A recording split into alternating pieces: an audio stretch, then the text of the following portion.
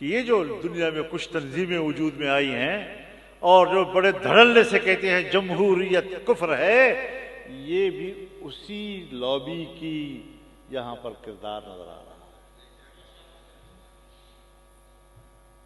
رند کے رند رہے ہاتھ سے جنت نہ گئی، یہ کہاں سے یہ باتیں آئی ہیں؟ حضرت شیخ الہند پر کفر کا فتویٰ لگانا، حضرت مفتی کفایت اللہ پر کفر کا فتویٰ لگانا، شیخ الاسلام حضرت مدنی پر کفر کا فتویٰ لگانا، مولانا ثناء اللہ امرتسری پر کفر کا فتویٰ لگانا، نواب صدیق حسن خان پر کفر کا فتویٰ لگانا، حضرت احمد علی لاہوری پر کفر کا فتویٰ لگانا، حضرت درخواسی پر کفر کا فتویٰ لگانا، مفتی صاحب پر کفر کا فتویٰ لگانا، یہ جرت کیسے پیدا ہوئی؟ یہ کون لوگ ہیں جو اس قسم کی باتیں کرتے ہیں؟ اور یہ وہ لوگ ہیں جنہوں نے کچھ حدیثیں گڑھ لی ہیں کہ مشرق سے کچھ لوگ اٹھیں گے کالی جھنڈیوں کے ساتھ۔ کون سی حدیث میں آیا ہے؟ اور جو ایک دو روایتیں ہیں وہ یا ضعیف ہے یا موضوعی، اور ضعیف حدیث فضائل میں کام آتی ہے، جبکہ اس مسئلے کا تعلق عقائد کے ساتھ ہے، احکام کے ساتھ ہے۔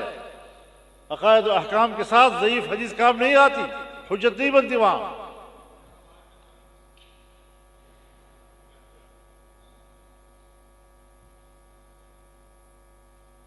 اور اگر میں حدیث پیش کروں، پھر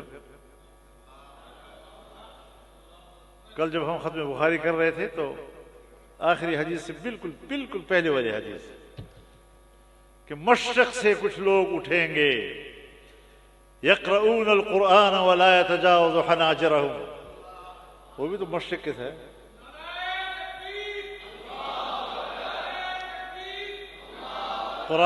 قرآن پڑھیں گے اور حلق سے نہیں اترے گی، اور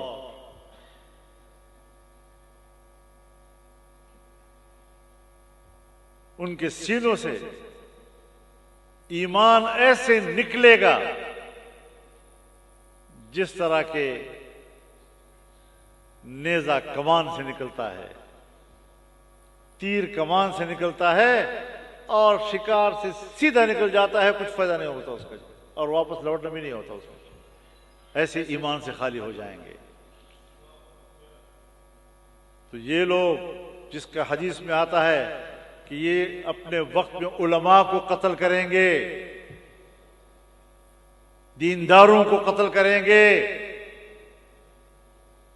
سو ہم اس ملک میں دیکھ نہیں رہے وہ مناظر کہ جگہ جگہ پر علماء کرام کو قتل کیا جا رہا ہے؟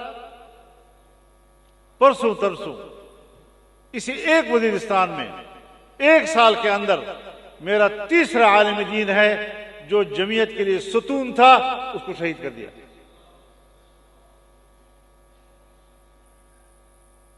باجوڑ میں بیک وقت ہم نے 90 جنازے اٹھائے۔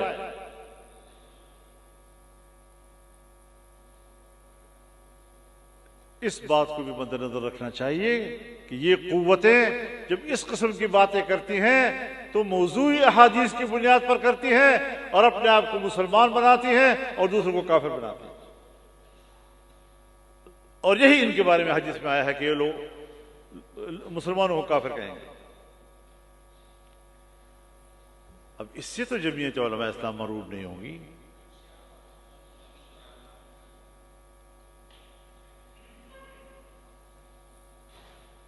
ایسے گمراہ لوگ،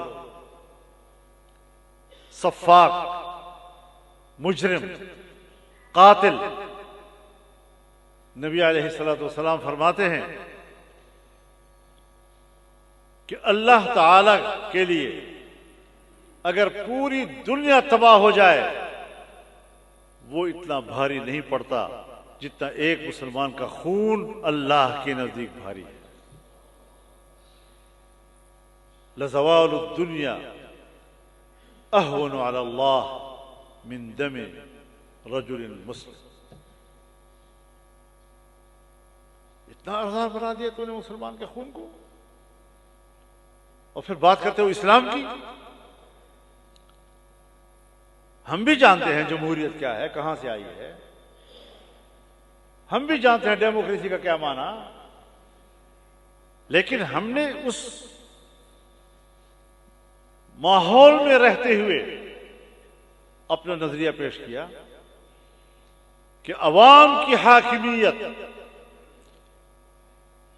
اس کو واضح کرو، کیونکہ ہم اللہ کی حاکمیت کے قائل ہیں.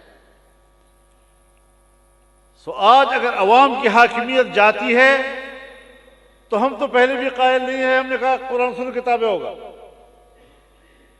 لیکن اللہ کی حاکمیت تو مستحکم ہے نا، لہذا اس نظام کو کی طرف آؤ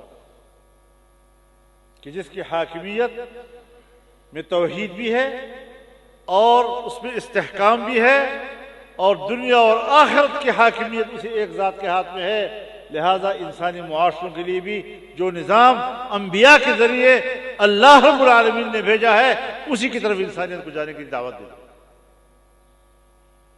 ہم انسانی حقوق کی بات کرتے ہیں، میں مغربی دنیا کی بات کرتا ہوں، وہاں پر انسان کو حقوق دینے والا بھی انسان ہے، اور جب انسان معاشرے کو حقوق دے گا تو جب چاہے گا واپس بھی لے لے گا، سلب بھی کر دے گا. لیکن اسلام انسانوں کو حقوق دیتا ہے اللہ کی تعلیمات کے تابع. تو اللہ کے دیے ہوئے انسانی حقوق کو کوئی انسان سلب نہیں کر سکتا، اس لیے انسانی حقوق کا مستحکم نظام ہمارے دین اسلام میں ہے. اور یہ جو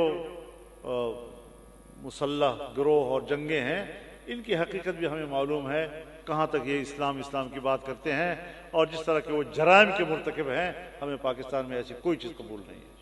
اور اب تو افغانستان کے علماء نے بھی کہہ دیا ہے کہ یہ غلط ہے، اور پاکستان کے علماء نے بھی کہہ دیا ہے کہ یہ غلط ہے. تو جب افغانستان کے علماء اور پاکستان کے علماء ایک نظریے پر متفق ہیں کہ اب کوئی مسلح جنگ نہیں، تو علماء کے اجماعی رائے سے اختلاف کرنا یہ خود فسق و فجور ہے، خود بے راہ روی ہے، خود ظلم و جور ہے. اور ان تنظیموں کو بھی غور کرنا چاہیے، گریبان میں جھانکنا چاہیے جو اس قسم کی حرکتیں کرتے ہیں. باجوہ صاحب ہوں تو فوج مقدس، اور عاصم منیر ہو تو فوج جو ہے وہ امریکہ کے غلام اور غلامی کی علامت ہے، اس کو قتل کرو. یہ کوئی بات ہے؟ ادارہ تو ایک ہی ادارہ ہے. ہم شخصیات کا نام لے کر فرق کرتے ہیں، شخصیات سے کوئی فرق نہیں پڑتا. میرے مدرسے کے بارے میں تو پالیسی میں کوئی فرق نہیں آ رہا ابھی تک، چاہے مشرف تھا، چاہے کیانی صاحب تھے، چاہے ہمارے باجوہ صاحب تھے، چاہیے پالیسی میں تسلسل آ رہا ہے، کوئی فرق نہیں آ رہا اس میں.